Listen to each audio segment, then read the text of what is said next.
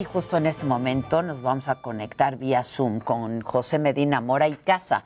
Él es presidente nacional de Coparmex. ¿Cómo estás, Pepe? ¿Cómo te va? Buenos días. Muy buenos días, Adela. Qué gusto saludarte. Igualmente, me da mucho gusto tenerte aquí. Oye, pues a ver, a grandes rasgos, ¿cómo vieron ustedes, los empresarios, el presupuesto?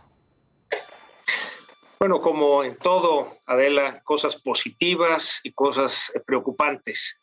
Dentro de lo positivo, bueno, hay un presupuesto de 7.1 billones de egresos que tiene un presupuesto de ingresos de 6.2 billones. Esto quiere decir que hay 875 mil millones de déficit. Esto se plantea a través de deuda. Nos parece razonable que haya un endeudamiento aproximadamente del 3% del Producto Interno Bruto. Con esto llegaríamos alrededor del 50% del PIB. Es términos razonables.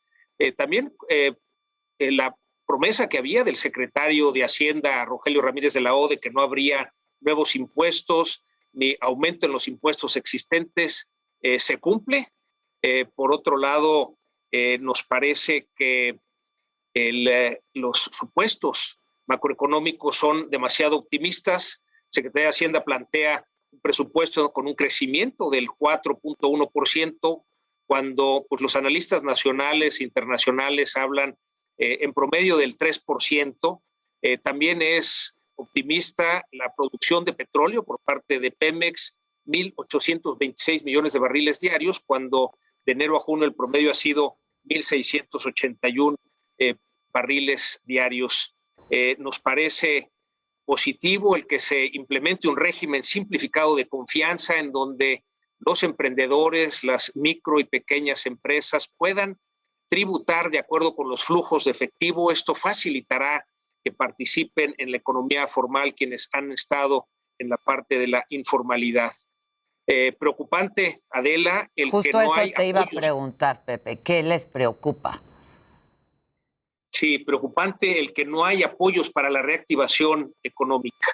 En este presupuesto del 2021 había 3,000 millones de pesos que la Secretaría de Economía destinaba para dar crédito a las micro y pequeñas empresas. Nos parece, Adela, que las grandes empresas tienen los recursos para salir adelante, pero todavía no recuperamos los empleos que perdimos el año pasado y tenemos todavía una deuda de empleos que teníamos que generar durante este año. Y el hecho de que no haya recursos, es decir, a la Secretaría de Economía se le bajaron 48% el presupuesto que tuvo en este 2021 para el 2022. Se requiere apoyo, insistimos, en la micro y pequeña empresa para la recuperación del empleo y la reactivación de la economía. Oye, Pepe, es que muchísimas micro y medianas empresas simplemente cerraron, ¿no? Más de 1 millón aguantar, de empresas. Sí, más de 1 millón de empresas, de acuerdo con el dato del INEGI, tuvieron que cerrar, y estas en lo que son sobre todo micro y pequeñas empresas. Es por eso que se requiere la reactivación, impulsar a este sector para recuperar el empleo y reactivar la economía. Adela, tenemos una gran oportunidad de reactivar la economía con el crecimiento que está teniendo los Estados Unidos y que pues no estamos pudiendo surtir lo que nos están demandando. Y para esto no es nada más que las grandes empresas exporten, sino que las micro y pequeñas empresas y también las medianas entren en estas cadenas para ligarse a las grandes empresas en los procesos de exportación. Ahora, ¿cómo ven ustedes la inversión a los megaproyectos del presidente? El Tren Maya, Santa Lucía, Dos Bocas, el tren del Istmo, por ejemplo. Bueno, por un lado, lo positivo sería, Adela, que aumenta la inversión del gobierno de 2.3% del PIB a 3.1%. Nos parece insuficiente. El gobierno federal debiera invertir 5% del Producto Interno Bruto y que además esto fuera complementado con un 20% por parte del sector privado. Pero adicionalmente, esta inversión está concentrada, como bien lo dices, en los grandes proyectos, el Tren Maya, Dos Bocas, el aeropuerto, el Istmo, y consideramos que para la reactivación económica se requiere diversificar esta inversión en sectores como el agua, como el transporte, como la salud, como la educación, para lograr esta reactivación económica en todo el país y en estos sectores que consideramos que son importantes, Adela. ¿Estás optimista de este diálogo que han restablecido México y Estados Unidos justo para fortalecer la inversión? Nos parece indispensable mantener este diálogo. Desde luego celebramos que se haya recuperado el diálogo, este diálogo económico de alto nivel, que pues pone sobre la mesa los compromisos que tenemos ambos países. Desde luego el compromiso de México tiene que ser en cumplir lo que firmamos en el Tratado de Libre Comercio. Lo que respecta a las empresas del sector privado, pues estamos en línea para que se cumplan estos compromisos y desde luego esperemos que el gobierno cumpla esta parte, no nada más en la parte de inversión, también los acuerdos laborales que pueden afectar esta estabilidad laboral en algunas empresas, Adela. Sobre el sector energético, el presidente ha insistido mucho en invertir ellos en el sector energético.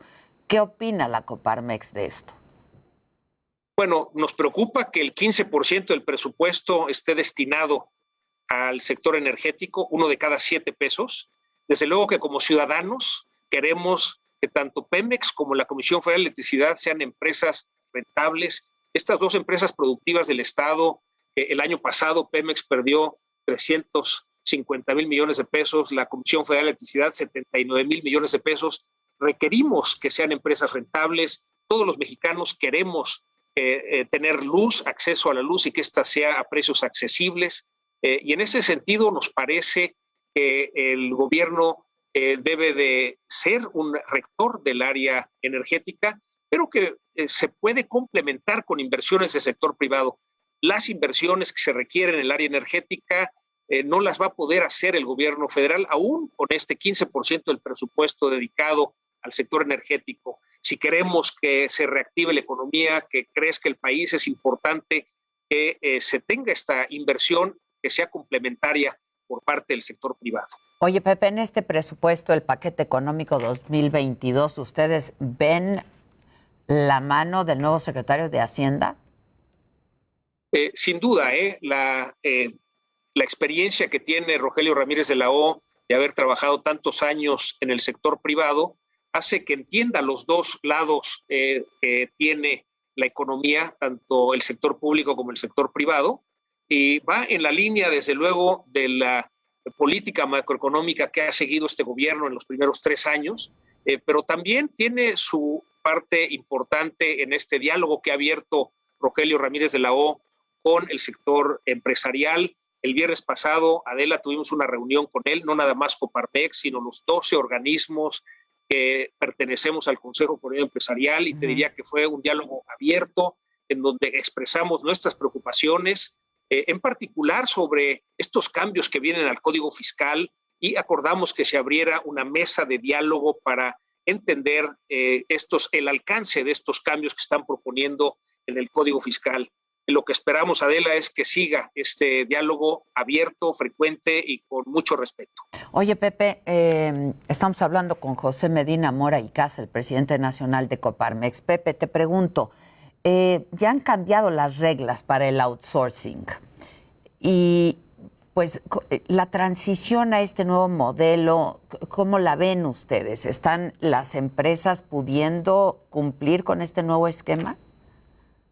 Bueno, te diría en primera instancia, Adela, que este acuerdo de ley en materia de subcontratación fue producto de un diálogo muy extenso, 3 meses, un diálogo tripartita entre las autoridades de la Secretaría del Trabajo, encabezados por Luisa María Alcalde, también el equipo de la Secretaría de Hacienda, por otro lado los sindicatos de los trabajadores y una tercera parte por los organismos empresariales.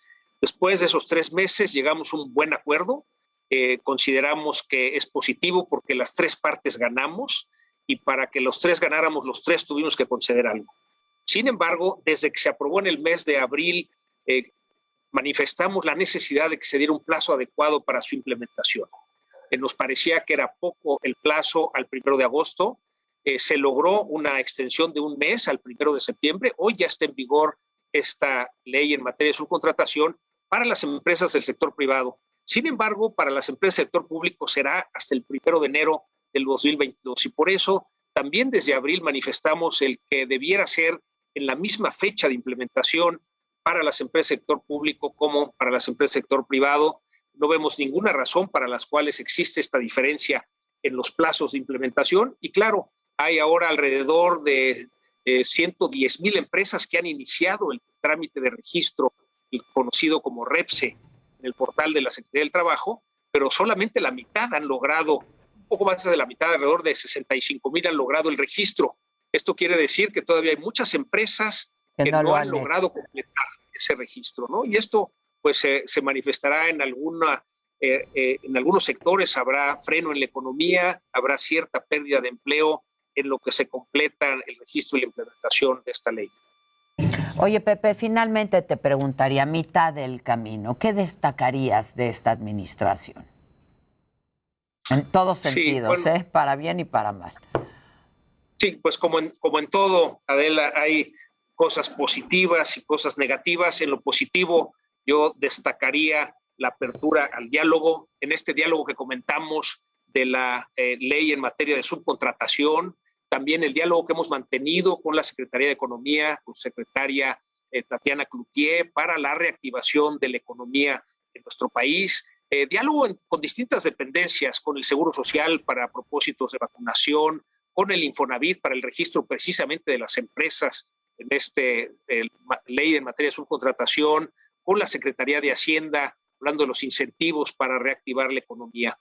Por otro lado, pues sí vemos que la estrategia para atender la pandemia del COVID no ha sido la adecuada. Ya rebasamos 267,000 fallecimientos, más de 3,5 millones de contagios y las vacunas van muy lento.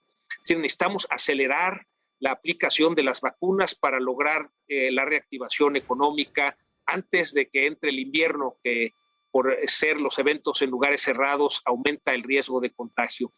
Por otro lado, también un tema que hay que analizar a fondo es que en estos primeros 2 años de esta administración ha aumentado el número de pobres. 3.8 millones de mexicanos han ingresado en la condición de pobreza, de acuerdo con el reporte de Coneval, 2.1 millones de mexicanos en la condición de pobreza extrema. Adicionalmente, hay 15 millones de mexicanos que no tienen acceso a la salud y que sí lo tenían en el 2018, esto es con la cancelación del Seguro Popular y que el INSABI no ha podido completar. Adicionalmente, esta falta, el desabasto de medicamentos que ha provocado pues, muchos problemas en los servicios de salud. También destacaría las leyes que se aprobaron que violan la Constitución, como la ley de la industria eléctrica, la ley de hidrocarburos o esta extensión del mandato del ministro presidente de la Suprema Corte, que afortunadamente ya se detuvo, y finalmente la ley de telecomunicaciones que nos obliga a entregar datos de las personas usuarios de telefonía celular. Afortunadamente el Poder Judicial ha servido como contención de estas reformas y finalmente concluiría, Adela, que pues la situación de inseguridad. Me toca viajar por todo el país en esta responsabilidad como presidente nacional de Coparmex y en todos los estados, en todas las ciudades me encuentro con que ha habido un aumento en la inseguridad. Es un tema en donde todos los mexicanos queremos circular por todo el país sin ser sujetos a ningún problema de inseguridad. Ese sería un poco el balance, Adela, de estos primeros 3 años. Asignaturas pendientes, ¿no? Y promesas no cumplidas, sí. Te agradezco mucho, Pepe. Me dio gusto saludarte y ojalá te vea pronto. Gracias. Muchas gracias. Muchas gracias. Gracias. Es José Medina Mora y Casa, presidente nacional de Coparmex.